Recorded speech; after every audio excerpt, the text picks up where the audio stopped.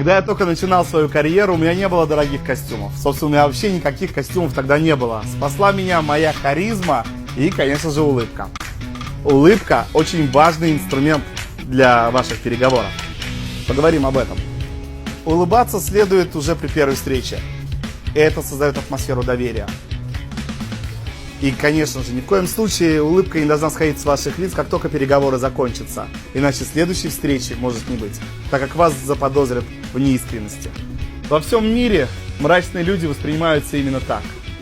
Не просто так на огромном количестве тренингов предприниматели учат именно улыбаться. А это не так просто, как кажется. Попробуйте улыбнуться искренне.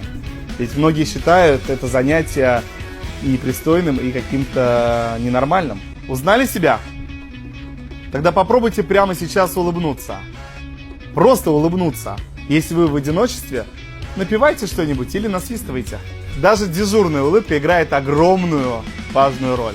Потому что это вселяет оптимизма и, конечно же, делает вас правильно настроенным на переговорах. Всякий раз, когда вы выходите из дома, оденьте свою дежурную улыбку, подтянитесь, приподнимите высоко голову, так, как будто на вашей голове корона, и выходите к людям. И вкладывайте душу в каждое рукопожатие. Не бойтесь быть неправильно понятыми. Чаще произносите комплименты и, конечно же, улыбайтесь. Делайте мимическую гимнастику, приучите мышцы своего лица постоянно улыбаться. Как я говорил, это не так просто, но это необходимо для вашего успеха. Тренируйтесь улыбаться регулярно. Это так же, как езда на велосипеде. Этому нужно научиться. Внутренне улыбайтесь, тренируйтесь, постоянно делайте это.